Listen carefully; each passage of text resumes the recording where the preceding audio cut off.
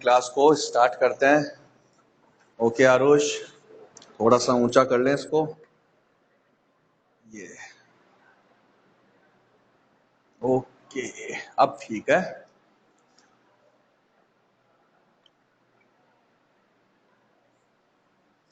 First and second of mock paper. क्या था question, एक बार वापस रिपीट करो मॉक पेपर का, मेरे को ध्यान नहीं है अभी। क्वेश्चन क्या था बेटा? क्वेश्चन नंबर 1 एक बार बताएंगे।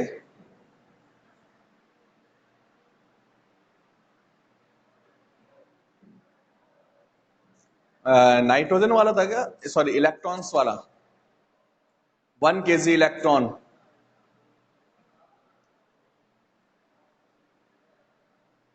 ओके, देखो फर्स्ट क्वेश्चन था हमारे पास कल मॉक पेपर में। 1 kg इलेक्ट्रॉन में नंबर ऑफ इलेक्ट्रॉन्स डिटरमाइन करना था। ठीक है, देखो mass of electron 9.1 multiply 10 to power -31 kg। Single electron का mass 9.1 multiply 10 to power -31 kg। ठीक है, then number of electron in 1 kg। 1 kg में number of electron equals to 1 kg divided by 9.1 10 to power -31 और 10 to power 31 upon 9.1। Number of electrons calculate कर लिया। Second point क्या है अपने पास? नंबर ऑफ मोल्स निकालना है। Then 6.022 10 to power 23 electrons present in 1 mole. 6.022 multiply 10 to power 23 electrons present in 1 mole. Then 1 electron present in 1 upon 6.022 10 to power 23 moles. Then 10 to power 31 upon 9.1 electrons present in number of mole. कितना number of mole हो जाएगा? 1 upon 6.022 10 to power 23 multiply 10 to power 31 upon 9.1। ठीक है, 10 to power 23 ऊपर आएगा negative, ये negative से ये पॉजिटिव कैंसिल हो गया।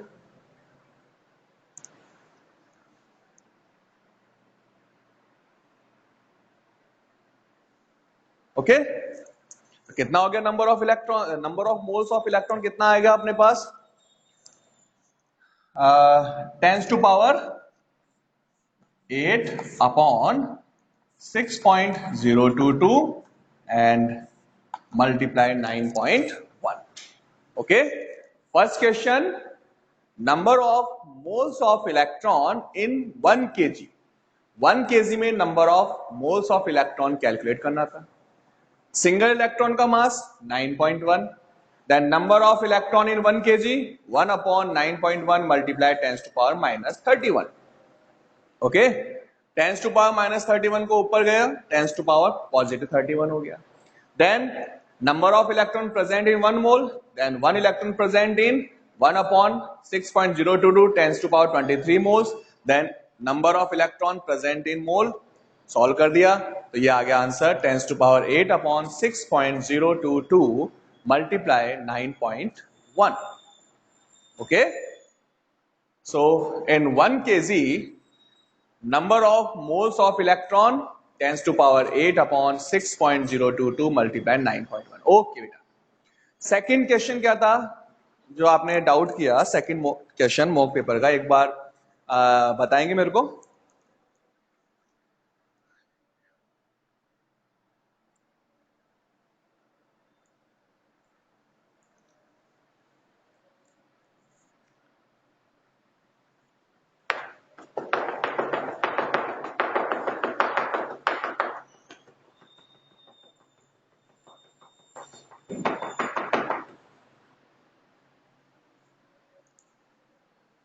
हाँ रिकॉर्ड कर दिया बेटा इसको। आप सेकंड क्वेश्चन बताओ मेरे को क्या था।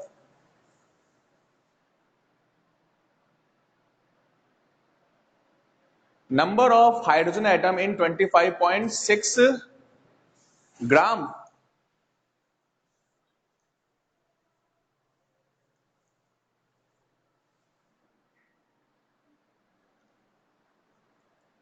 कल क्लास थी नहीं बेटा, कल अपना मॉक पेपर था, मॉक टेस्ट था, उसका कोई रिकॉर्डिंग नहीं है कल का। क्वेश्चन है, एक मिनट मैं देख लूं क्वेश्चन क्या था। Number of hydrogen, number of hydrogen atoms in 25.6 gram of sucrose, 6 gram of sucrose which has molar mass 343.2 gram। Okay अब देखो क्वेश्चन को सॉल्व करते हैं। Calculate number of hydrogen atom in 25.6 gram of sucrose। So first we calculate number of moles, number of moles of sucrose equals to weight of sucrose upon 343.2 molar mass of sucrose 342। Okay okay okay 342.3 कोई बात नहीं, ठीक है। So number of mole of sucrose calculate किया 25.6 upon 342.3।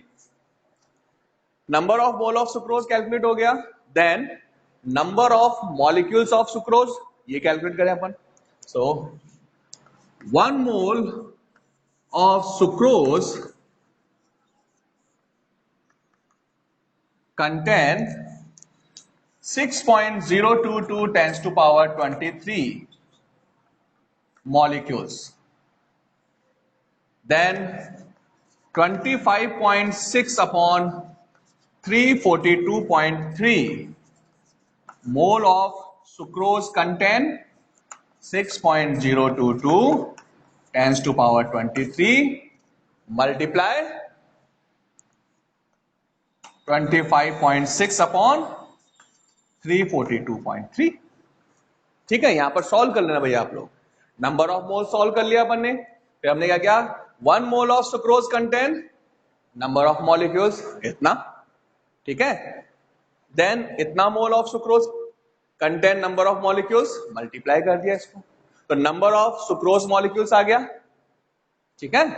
Number of sucrose molecules कितना हो गया 6.022 10 to power 23 multiply 25.6 upon 342.3। हाँ जो भी अमन आएगा वो सॉल्व कर लेना इसको, है ना। Then 1 molecule of sucrose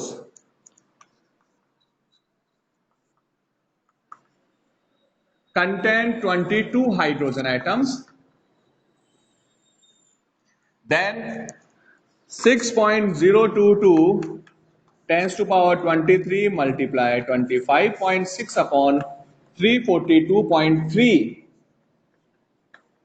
molecules of sucrose contain number of hydrogen कितना हो जाएगा 6.022 10 to power 23 multiply 25.6 upon 342.3 multiply 22। ठीक है, number of sucrose molecule calculate कर लिया। 1 molecule contain 22 hydrogen, then number of sucrose molecule contain 22 multiply number of molecules. Okay, तो ये अपने पास number of hydrogen atoms calculate है। ओके आयुष, एक क्वेश्चन और किसने पूछा था, क्वेश्चन नंबर 11 है ना। जिसको भी डाउट था वो एक बार क्वेश्चन नंबर 11 जो है वो सेंड कर दे मेरे को।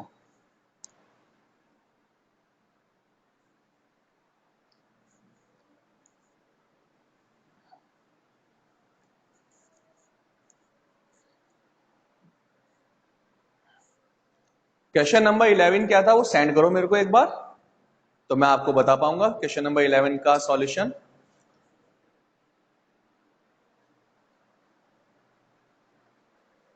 हाँ खुशांक, आप बताइए बेटा, कोई बात नहीं अमन, सॉल्व हो जाएगा। हाँ कार्तिक बोलिए बेटे, बताइए क्या प्रॉब्लम है कार्तिक।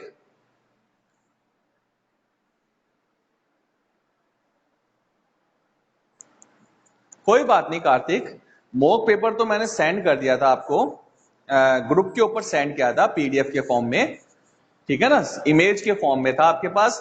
तो स्मोक पेपर को इमेज के फॉर्म में था कल की क्लास के अंदर, उसको आप सॉल्व कर लें और जहां पर भी डाउट है वो आप डाउट क्लियर कर लें।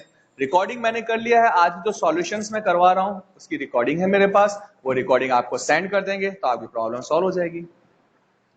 Maximum number of electron in sub shell of an atom is determined by, okay बेटा मैं एक बार क्वेश्चन वापस देख लूं क्या था। Yes. Maximum number of electrons in the subshell of an atom is determined by, okay देखो,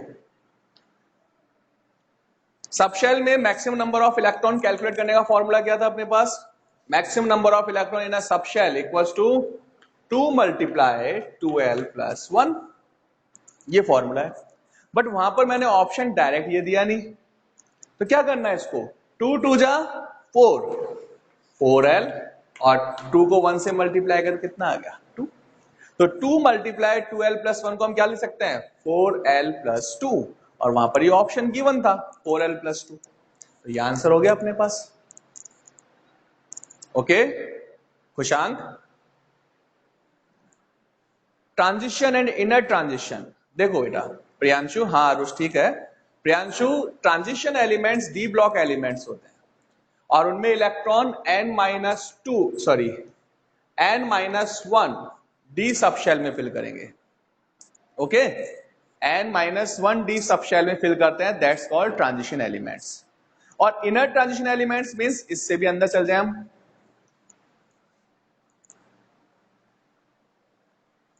देखो अमन टाइम से आप सेंड कर देंगे ना तो मैं आपको उसके डाउट्स के सॉल्यूशन सेंड कर दूंगा, है ना, बिकॉज कल की शायद मैं क्लास ले नहीं पाऊंगा क्योंकि कल मैं ऑफ पे हूं,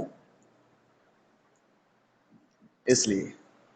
हाँ आप सेंड कर देना, अभी आप सेंड कर देना तो मैं इवनिंग तक जब भी मेरे को टाइम मिलेगा ना तब मैं आपको उसके आंसर सेंड कर दूंगा, क्योंकि कल जो है क्लास नहीं ले पाऊंगा मैं। Which of the following does not represent Heisenberg uncertainty rule? Yes Palak, Heisenberg uncertainty rule जो था उसमें डेल्टा ई और टी के साथ एक रिलेशनशिप था, एनर्जी के साथ रिलेशनशिप था, वो मैंने आपको करवाया नहीं था, बट उसमें एक आ गया था क्वेश्चन, मेरे को अच्छा लगा तो मैंने उसको डाला था ताकि आपके नॉलेज में आए कि उसको कैसे मैथमेटिकल फॉर्म में डेल्टा ई और टी के साथ रिप्रेजेंट करते हैं। तो पलक उसमें थोड़ा टाइम लगेगा अपने को, तो वो आपको जो डेरिवेशन है वो मैं आपको बाद में बताऊंगा, है ना, अभी एक बार अपन छोटे प्रॉब्लम्स जो है उनको सॉल्व कर लें और फिर थोड़ा सा आगे कंटिन्यू कर लें, तो मैं आपको या तो सेंड कर देंगे आपके ग्रुप के ऊपर, उसका सॉल्यूशन सेंड कर दूंगा मैं, ठीक है। ओके पलक,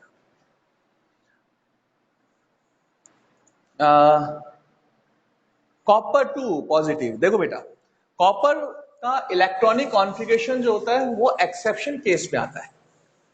एक्सेप्शन केस रीजन हमने कहा था हाफ फिल और full fill electronic configuration more stable होता है, in organ have m equals to, ठीक है ये भी बता देंगे दिव्या। देखो अब क्वेश्चन क्या था अपने पास, अभी क्या बोल रहा था मैं, तो बैठा है सामने सुन भी नहीं रहा है? एक बार आरुष बताएंगे मैं क्या रिपीट कर रहा था, मेरे दिमाग से स्लिप हो गया एकदम से।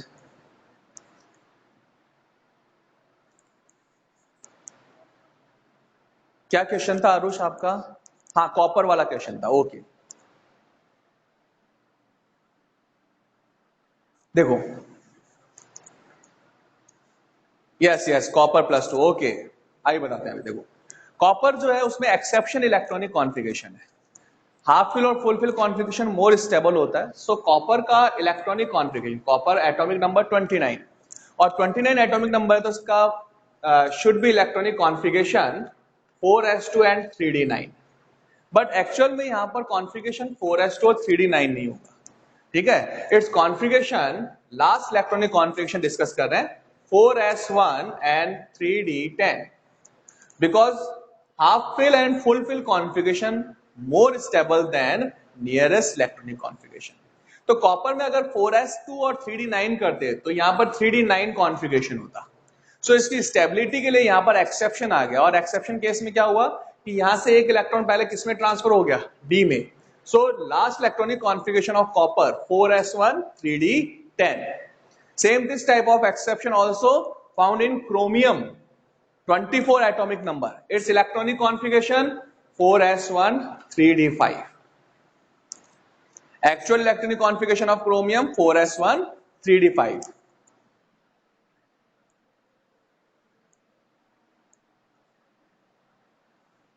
फाइव चैप्टर कौन सा है बेटा? 5 चैप्टर नहीं आएगा, रेडॉक्स तक आएगा. ठीक है, रेडॉक्स तक 4 चैप्टर्स जो हैं वो ही आएंगे आपके. हाइड्रोजन उसमें इंक्लूड नहीं किया अपने. देखो Aman, first element of each group shows different properties then rest of elements of corresponding groups. Reason है, बहुत सिंपल सा रीजन है अमन. एक मिनट बेटा प्रियांशु. उसका रीजन है अमन, क्योंकि जो फर्स्ट एलिमेंट है ग्रुप का वो सब किसमें आ रहे हैं? सेकंड पीरियड के एलिमेंट्स हैं, like lithium, beryllium, boron, carbon, nitrogen, oxygen, fluorine. ठीक है, ये जो एलिमेंट्स है सेकंड पीरियड एलिमेंट है. और सेकंड पीरियड एलिमेंट जो होता है उनके अंदर क्या होता है? स्मॉल साइज होता है. 3 रीजंस हैं उनकी प्रॉपर्टीज, डिफरेंट प्रॉपर्टीज शो करने का रीजन, या हमें कहते हैं कि एनामोलस बिहेवियर शो करने के रीजन क्या है अपने पास? First, small in size, small in size. Second, high positive charge या हाई न्यूक्लियर चार्ज, क्योंकि साइज स्मॉल होगा तो न्यूक्लियर चार्ज क्या होगा? इंक्रीज हो जाएगा. And third, absence of vacant orbitals और absence of vacant D orbitals, क्योंकि सेकंड पीरियड के अंदर सेकंड ऑर्बिट में डी सबशेल पॉसिबल नहीं है. तो ये जो एलिमेंट्स हैं इनमें डी ऑर्बिटल एब्सेंट होता है. ठीक है ना? तो ये 3 रीजंस हैं, बेसिक 3 रीजंस हैं. जितने भी एलिमेंट्स हैं सेकंड पीरियड के वो अपने ग्रुप से डिफरेंट प्रॉपर्टीज शो कर रहा है. उसका reason small in size, high nuclear charge, high ionization enthalpy and electron gain, high ionization enthalpy and electron negativity and absent of vacant orbitals. ये रीजंस हैं अपने पास डिफरेंट प्रॉपर्टी शो करने का. Okay हाँ प्रियांशु, अब बताइए आपका क्वेश्चन क्या था? प्रियांशु, अच्छा आपने कहा था कि प्रिडिक्ट कैसे करें हम फॉर्मूले को. ओके देखो, प्रिडिक्ट कैसे करना है फॉर्मूले को, बहुत सिंपल सा है. सपोज अपने पास हाँ ओके अमन, आपने कहा लिथियम ऑक्साइड है. लिथियम फर्स्ट ग्रुप एलिमेंट, और फर्स्ट ग्रुप एलिमेंट का oxidation number +1. Okay, and second oxygen, oxygen का ऑक्सीडेशन नंबर -2. ठीक है, कैटायन पे चार्ज +1, ऑक्सीजन पे चार्ज -2. अब यहां पर इन दोनों के कॉम्बिनेशन से हमको एक बाइनरी कंपाउंड का फॉर्मेशन करना है, या हम ये कहते हैं कि एक कंपाउंड को फॉर्म करना है. तो कंपाउंड कैसा होगा? Neutral compound. न्यूट्रल कंपाउंड कैसे होगा? जब इनका चार्ज इक्वल होगा. ठीक है, चार्ज इक्वल करने के लिए अपन क्या करें? जो नेगेटिव आयन पे चार्ज है that's right to bottom side of cation. ठीक है, and charge of cation anion के साथ. ठीक है, तो अगर यहां पर चार्ज को हम इनवर्स करके लिख दें, यहां पर जो चार्ज है उसको कैटायन के साथ और कैटायन के चार्ज को एनायन के साथ अगर हम लिखेंगे तो कंपाउंड क्या हो जाएगा? न्यूट्रल हो जाएगा. Then form molecular formula Li2O. कोई भी दूसरा कंपाउंड ले लो. सपोज मैंने लिया Fe+3 ferric ion and chloride ion Cl negative. तो कंपाउंड कैसे बनेगा? ये चार्ज आ गया Cl के पास और ये चार्ज आ गया Fe के पास. ठीक है, then number of Fe 1 and number of Cl 3, FeCl3. Suppose aluminium +3 charge, oxygen -2 charge. Compound का फॉर्मूला प्रिडिक्ट करना है, चार्ज को ट्रांसफर करके लिखते हैं पर इसके अंदर नंबर ऑफ चार्ज एल्यूमिनियम के साथ और एल्यूमिनियम का charge oxygen, then form Al2O3. Okay, तो ये हमारे पास फॉर्मूला जो है उसका प्रेडिक्शन के लिए अपने बात की है कि जो चार्ज होता है उसके बेसिस पे हम कर सकते हैं. ओके क्लियर हो गया। Boron show different chemical behaviour, बेटा बताया ना, बोरॉन हो, बेरिलियम हो, कार्बन हो, नाइट्रोजन हो, ऑक्सीजन हो, फ्लोरीन हो, ये सभी अपने पास डिफरेंट बिहेवियर शो कर रहा है। उसका रीजन बताया ना मैंने आपको, क्योंकि इनका साइज स्मॉल होता है, हाई इलेक्ट्रोनेगेटिविटी और आयोनाइजेशन एंथैल्पी होता है, और वैकेंट ऑर्बिटल्स एब्सेंट होता है।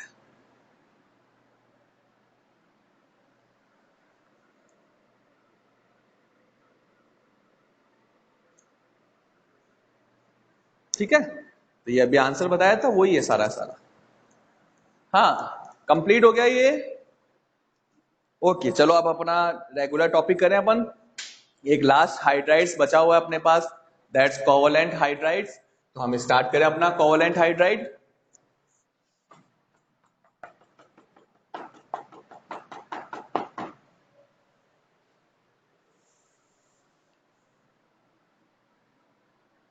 चैप्टर 8 के क्वेश्चन टिक नहीं करवाए, मैंने आपको कहा था कि जो भी आपके ऑक्सीडेशन नंबर और रिएक्शन बैलेंसिंग वाले क्वेश्चंस हैं वो आप लोगों को नोटबुक में करना है, ठीक है, क्योंकि अपने पास टोटल टॉपिक है, अपने पास लिमिटेड टॉपिक है 8 चैप्टर में से, तो जो टॉपिक अपने पास उनसे रिलेट कर रहे हैं केवल उन्हीं क्वेश्चंस को नोटबुक में करना है, इसलिए हमने वहां पर टिक नहीं किए थे।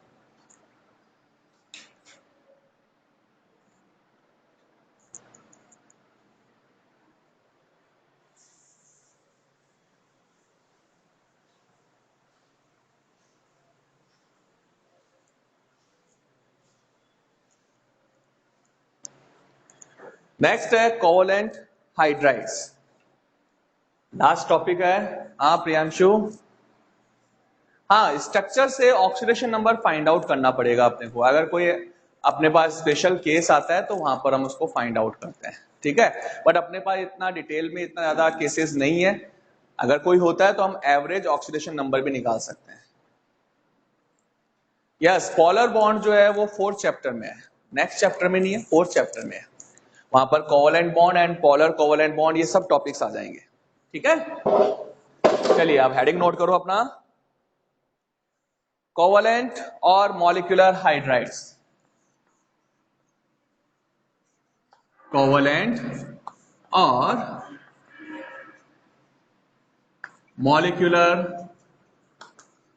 हाइड्राइड, कोवलेंट और molecular hydride. First point, these hydrides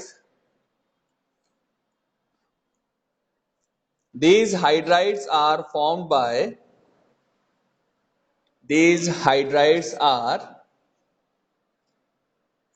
हाँ रिकॉर्डिंग कर देंगे बेटा, रिकॉर्डिंग चल रही है, आपको रिकॉर्डिंग सेंड कर देंगे, आप टेंशन मत लो, है ना। ब्लर आ रहा है कोई प्रॉब्लम नहीं है, रिकॉर्डेड कर रहा हूं मैं, इस पूरे कंप्लीट लेक्चर को रिकॉर्ड कर लिया है मैंने, आपके पास सेंड कर देंगे। These hydrides are formed by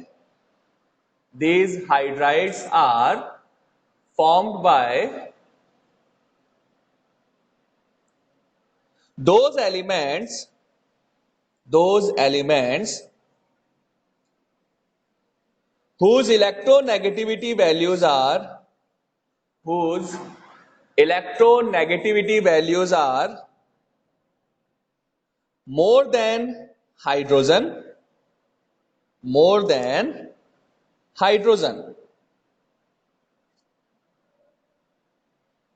These hydrides are formed by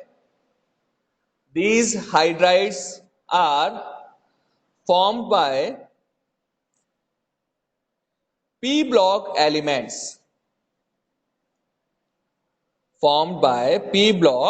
elements.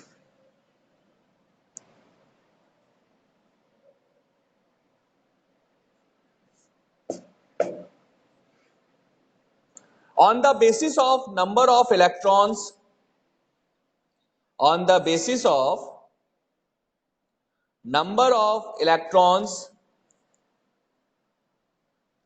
and bonds present in their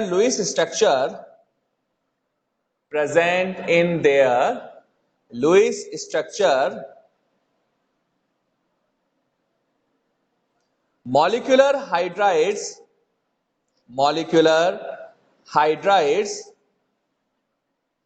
classified in following categories classified in following categories. First,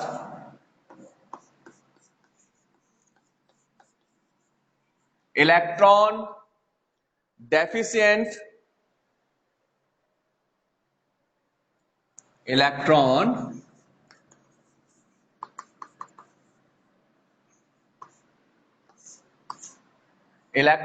deficient hydrides.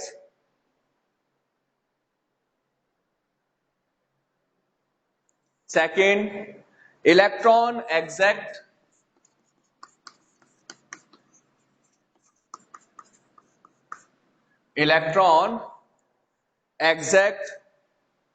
or electron precise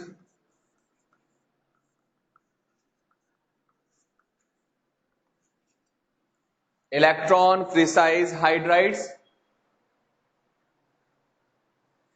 And third, electron rich hydride.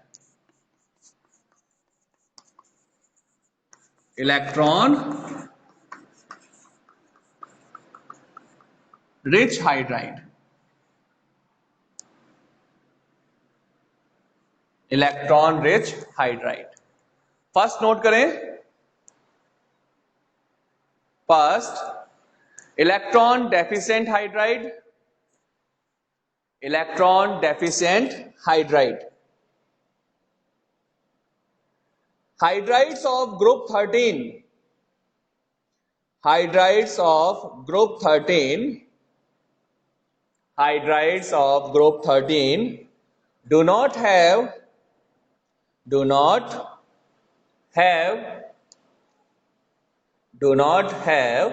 sufficient number of electrons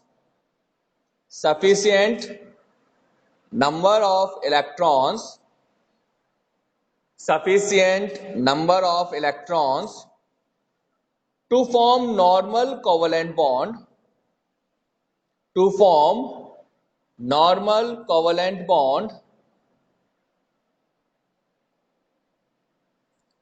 called electron deficient hydrides.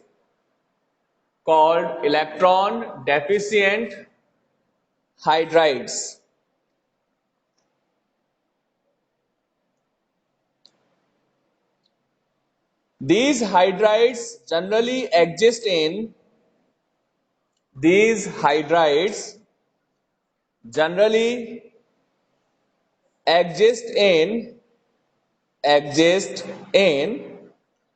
polymeric form.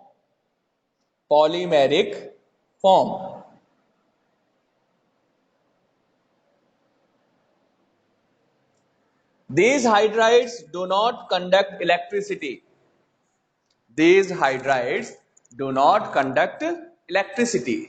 ठीक है. Means कि अपने पास ये जो hydrides होते हैं उनमें octet incomplete होता है, या हम ये कहते हैं कि जब फोर्थ चैप्टर स्टार्ट करेंगे केमिकल बॉन्डिंग, तो केमिकल बॉन्डिंग के अंदर हमारे पास फर्स्ट क्वेश्चन आता है why atoms form chemical bond. तो आंसर क्या होता है? For stability. और स्टेबिलिटी कैसे गेन करेगा? तो उन्होंने क्या अज्यूम किया, सबसे जो फर्स्ट थ्योरी आई थी केमिकल बॉन्डिंग में लुईस कॉसेल का. तो लुईस और कॉसेल का जो ऑक्टेट रूल था उसके अकॉर्डिंग क्या था कि like inert gases elements try to complete 8 electrons in their outermost orbit. That's called octet law. तो ऐसे कंपाउंड, ऐसे मॉलिक्यूल जिनके बॉन्डिंग के थ्रू ऑक्टेट कंप्लीट होता है या आउटर मोस्ट में 8 इलेक्ट्रॉन्स कंप्लीट हो जाते हैं, वो मोर स्टेबल कंपाउंड्स होते हैं. ठीक है. तो यहां पर जो हाइड्राइड्स बनते हैं उनमें number of electron less than 8 होता है. For example BH3 boron hydride, BH3. अब देखो बोरॉन का इलेक्ट्रॉनिक कॉन्फ़िगरेशन क्या था? 2s2 and 2p1. It means boron के आउटर मोस्ट में 3 इलेक्ट्रॉन्स हैं. ठीक है. फर्स्ट इलेक्ट्रॉन बोरॉन का, ये सेकंड इलेक्ट्रॉन, ये थर्ड इलेक्ट्रॉन. और हाइड्रोजन के पास कितना इलेक्ट्रॉन होता है? Single electron. ठीक है. 3 हाइड्रोजन हैं. ये हाइड्रोजन का first electron, second electron and third electron. 10th में आप लुईस स्ट्रक्चर ड्रॉ करके आए. तो देखो यहां पर जब कोवेलेंट बॉन्डिंग होगा तो उस केस में बोरॉन के पास नंबर ऑफ इलेक्ट्रॉन कितना है? ओनली 6 है. ठीक है. शेयरिंग इलेक्ट्रॉन्स पे दोनों एटम्स इक्वली जो है उनके पास होते हैं. तो यहां पर बोरॉन के पास टोटल इलेक्ट्रॉन कितना हुआ? 6. 3 बोरॉन के और 3 हाइड्रोजन के, ठीक है। तो यहां पर लेस देन 8 इलेक्ट्रॉन है, इट मींस इनकम्प्लीट ऑक्टेट है। तो ऐसे जो हाइड्राइड्स होते हैं that's called electron deficient hydride. और ग्रुप 13 के एलिमेंट्स जो होते हैं वो इस टाइप के हाइड्राइड्स का फॉर्मेशन करते हैं, ठीक है। एल्यूमिनियम हाइड्राइड ले लें हम, तो AlH3, उसमें भी सेम यही केस आएगा, लेस देन 6 इलेक्ट्रॉन्स हैं। So BH3, AlH3 are electron deficient hydrides. Second note करें, इलेक्ट्रॉन एग्जैक्ट और प्रिसाइज हाइड्राइड। इलेक्ट्रॉन एग्जैक्ट और precise hydrides.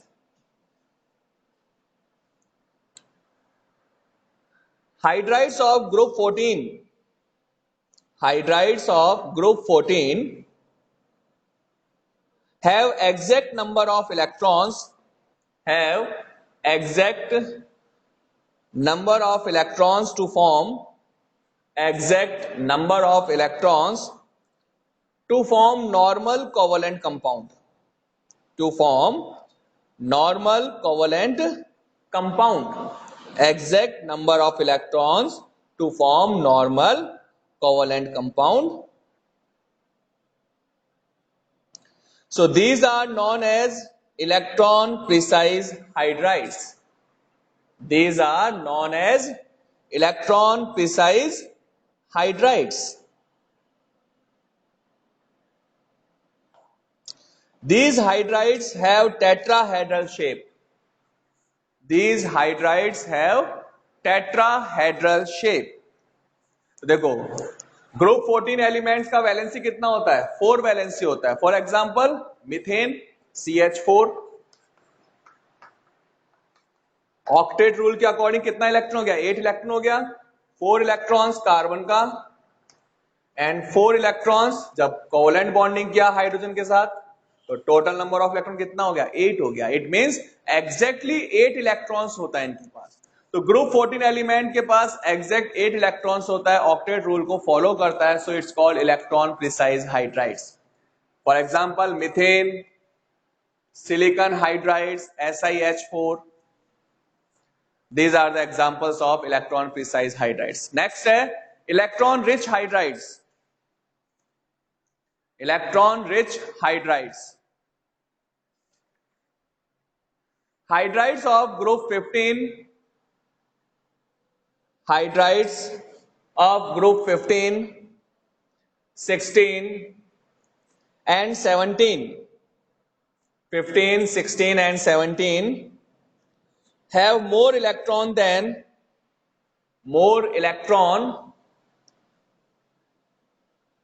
required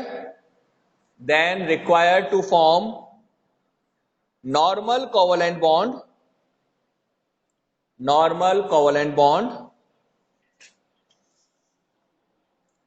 Therefore they are known as electron rich hydrides.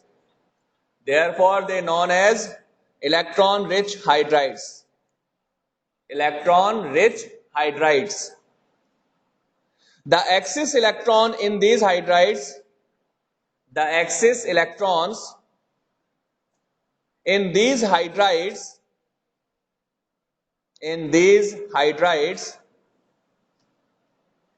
are present as lone pair of electrons.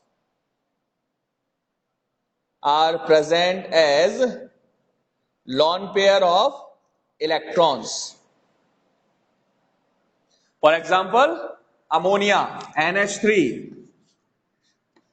3 hydrogen के साथ bonding करेगा, ठीक है, और एक इलेक्ट्रॉन जो है वो इलेक्ट्रॉन पेयर के फॉर्म में होता है, that's called lone pair. NH3, PH3, H2O, H2S, ये सारे के सारे इलेक्ट्रॉन रिच हाइड्राइड्स होते हैं, ठीक है। तो ये हो गया अपने पास हाइड्राइड्स का टॉपिक कंप्लीट। नेक्स्ट क्लास में हम करेंगे water, structure of water and types of water. Okay, तो ये टॉपिक कंप्लीट हो गया हाइड्राइड्स का। कौन मोर स्टेबल है? 2p3 कॉन्फ़िगरेशन मोर स्टेबल होगा बेटा।